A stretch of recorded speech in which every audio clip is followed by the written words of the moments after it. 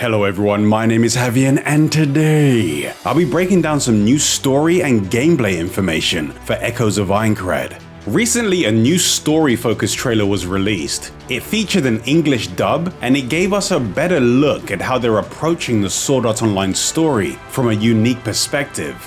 On the same day, the Japanese gaming website Dengeki hosted a livestream with the Sword Art Online game series producer Yosuke Futami, the production manager for Echoes of Aincrad Yasuhiro Yahata, and the creator of the Sword Art Online series Reki Kawahara. In this stream, they reintroduced Echoes of Aincrad and gave us 40 minutes of additional gameplay, so we could see the game in more detail. A gameplay trailer was also released that showed a few new areas, some enemy encounters, and a quick look at weapon upgrading for the first time. So today I'll be breaking down both of these trailers and the gameplay showcase to see what we can learn about Echoes of Aincrad that wasn't already covered in my previous deep dive video. So if you haven't seen that video yet, be sure to give it a watch after this one, so you'll have all the information currently available about the game.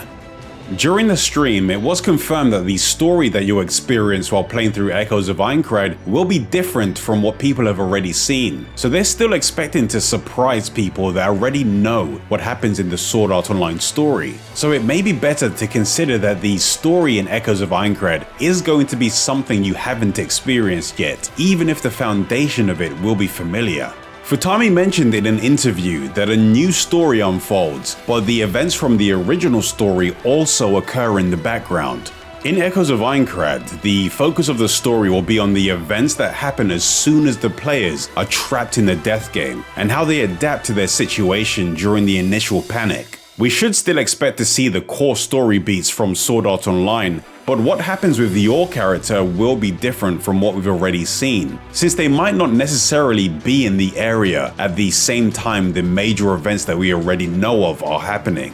Our character will be dealing with their own struggle and their own story, but it was mentioned that this isn't going to be a story where the protagonist is a hero that saves the world. Based on the trailer, it seems like we'll be interacting with completely different characters that didn't appear in the original story.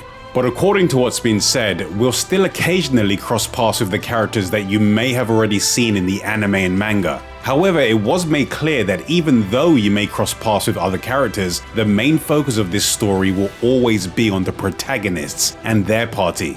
The idea is that Kirito and Asuna will be following the story from the progressive light novel and manga in the background, but our character and their companions will be in other areas following their own story. And along with Argo, there may be some other characters from the original cast that could be selectable as partner characters too, since in the trailer a character with a mace is shown as a partner, but it's not Wiseman. Based on the hair and the red sleeve, I assume it's Lisbeth before she dyes her hair, but we'll have to wait until we get a clearer shot of them before we know for sure. Based on the new trailer and info from interviews, from what I can piece together, the story in Echoes of Aincrad begins with the Sword Art Online beta. This is where you meet a solo swordsman named Iori, who seems to save you early on. You decide to complete dungeons together with them, while they help you learn how to play Sword Art Online. The beta is also where you meet the informant Argo, who invites you to take on quests together, and you'll also meet Wiseman, Sayu, and a few other players who seem to become your companions during the beta. At this point, it seems like the characters are enthusiastic about the game, and are very optimistic about the future release of Sword Art Online, which is a feeling that I'm sure people that have played betas for MMOs they were looking forward to in the past can relate to. But just like the original Sword Art Online story, during the official launch of the game, the logout button is disabled and the players are trapped within the game. In order to be freed, they'll need to find a way to conquer Aincrad, which is the floating castle that Sword Art Online takes place in. This castle has 100 floors that each contain their own environments, climates, dungeons, towns, villages, and monsters. The players are tasked with completing all 100 floors of Aincrad in order to gain their freedom. But the catch is that if they die within the game, or have their headsets forcibly removed in the real world, they'll die in real life. Once the death game begins, all players are stripped of their custom avatars, so their real-world appearance is shown, which is what reveals who Iori really is. During the beta, she uses the avatar of an older man, And based on what's been said, while using this avatar, it's almost like she's role-playing the character and is more boisterous and assertive. But once that avatar is stripped away and her true appearance is revealed, she's a more reserved person who gradually opens up to the other characters over time. It was said that as the story progresses, her real-life worries start to surface, so we'll learn more about why she wanted to use an avatar in a way that was so different from who she really is. Based on what was said in the interviews, it seems like you and your companions gather at the inn to discuss your options for roughly a month before deciding that it would be best to actually progress through the game rather than remaining in a safe area. In the trailer, Wiseman can be heard saying, "I think it's in our best interest to get as strong as possible because we were a part of the beta testing and that will be our saving grace." Which I assume is a quote from one of the conversations they have at the inn while deciding if they actually want to climb the floors of Aincrad. And from what was said in past interviews, this is the point where the real story in Echoes of Aincrad begins. Death and the rawness of the situation at the beginning of Sword Art Online is something that is continuously emphasized during interviews, and it's been said that the story in Echoes of Aincrad will depict the experience of player deaths in the game. I won't go into too much detail, but just like in the original story, a meeting is organized by Diavel to discuss forming a raid team to take down the first floor boss, and you and your companions are also invited to join this meeting.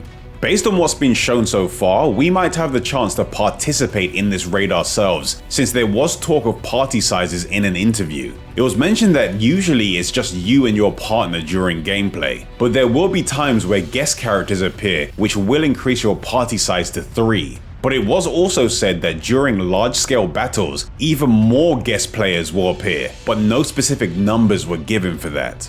Being able to actually participate in some kind of raid within the game does seem likely, since a reoccurring theme across the multiple Sword Art Online games is being able to participate in large-scale raid battles. So even though we haven't been shown any raid battle gameplay, there's still the possibility that they're planning to reveal the boss raids separately at a later date.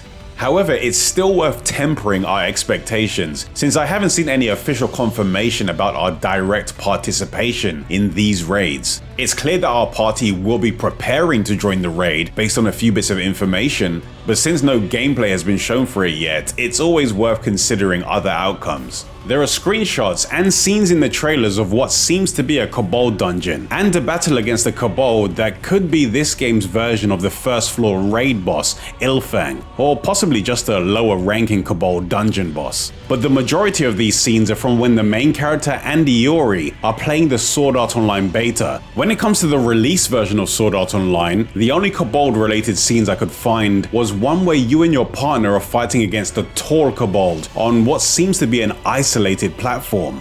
So depending on how the story is presented, like if you are somehow separated from the rest of the raid group in the dungeon for example, there's also the chance that we may not be present for the first floor raid boss battle itself, and instead we could hear about the aftermath from the people that survive and form an opinion about the situation and Kirito's actions depending on what we are told. Here's what Futami had to say about Kirito. Those who have read the original story or watched the anime know that Kirito is a good guy. But from the perspective of the protagonist and the average Sword Art Online player, Kirito is a bad guy. This is because he didn't provide the useful information he gained from participating in the beta test, even though it had become a death game where life and death were at stake. You and your companions were also beta testers, but based on what was said in interviews, you'll have to watch as people show resentment towards beta testers in general. So there's a chance that our companions may not want to make it clear that they were also previously beta testers. So in this story, you'll have to watch as other players direct their hate at beta testers like Kirito, who are making it obvious that they're using their knowledge to their advantage, while also being a beta tester yourself. During the developer stream, we were shown a 40-minute gameplay demonstration for Echoes of Aincrad. The gameplay shown during this segment was from the same part of the map where the media previews took place, but this time it seems like they're using a more updated version of the game that includes more partners and a few extra mechanics that were not previously shown. For this showcase, I assume the game is being played on a lower difficulty, or the character is well geared, since they seem to be dealing more damage and taking less damage than in the media previews. but that could just be for the sake of demonstration, since they discuss how the difficulty can be adjusted while in town. During the showcase, we were given the first look at gameplay for Zash, who wasn't available as a partner during the media previews. He's described as a two-handed sword-wielding young man that cares for his allies, and he meets your party while you are looking for a new member for the raid. Zash is a character that's been present since the announcement, and he's been featured on social media and in some of the content shown on the official websites. But during this stream, we were given a closer look at what he can do. I don't know the exact names of his abilities yet, but his support skill seems to be some kind of shield that overlays your health bar. So when you're hit, that shield is depleted before your health. His combination skill is said to excel at AoE damage, so when you're surrounded, it will be a good way to deal damage to all of the enemies around you. And thankfully, based on the option screen, it seems like there may be a toggle to disable the cut-in animations. Having this option will be helpful since the frequent cut-in animations during combat could become distracting over time. This option could be something that I've misunderstood the translation for, but hopefully we'll know for sure once we see the options menu in English. Because the gameplay session was uncut for the most part, we were able to get a clearer look at the behavior of the enemies we'll be facing and how the battles flow during exploration. They made it clear that if you don't defeat the enemies after they've aggroed you, they will chase you and it can make things difficult if you ignore them. So it seems like the game is intentionally designed to make you finish fighting enemies that have noticed your presence. And you'll need to be careful since it does seem like some enemies can aggro you from very far away. While engaged in combat, you'll still need to pay attention to your surroundings, since nearby enemies can join the fight too. There are also enemies that can summon other enemies to join the fight, like wolves that can howl to summon a group of lower level enemies. Certain aspects of gameplay may be overwhelming at first, but they mention that they want players to prepare properly when attempting to plan a route to their quest objective. So you'll need to consider what kind of combat items you should take, what kind of area your destination could be in, or how many healing items you should be bringing, since I assume there's a limit to how much you can carry within a single trip. So there may be times where you'll need to return to town to adjust your loadout after scoping out an area for a quest. There are combat tools that can be used to give yourself a bit of an advantage though. In some of the previous Sword Art Online games, there was a throwing dart that could be used to get the attention of distant enemies, so you could pull them safely.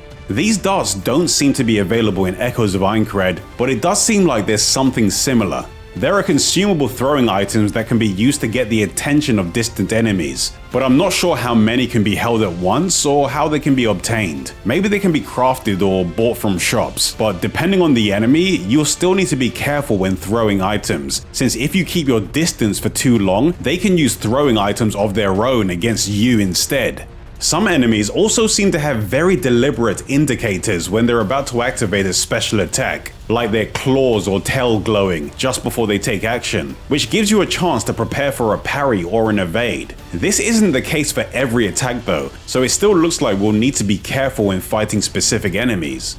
But during the demonstration, it was shown that we can use additional tools to gain an advantage. It was shown that we can set paralysis traps on the ground, which shock enemies and inflict paralysis buildup on them if they get too close to them. So it seems like we'll have various options for fighting back against groups of enemies. It was also said that using these kinds of combat items isn't essential when questing, but it will definitely be helpful, especially when playing on harder difficulties or on the death game mode. During the stream, the development team stated that mapping and unlocking checkpoints is only necessary when progressing through an area for the first time. So if another quest takes place within an area that you've previously been through, exploration will be easier to manage. If the points of interest that we've already discovered are always available when doing other quests, we'll probably be able to start from checkpoints that are a lot closer to our objectives.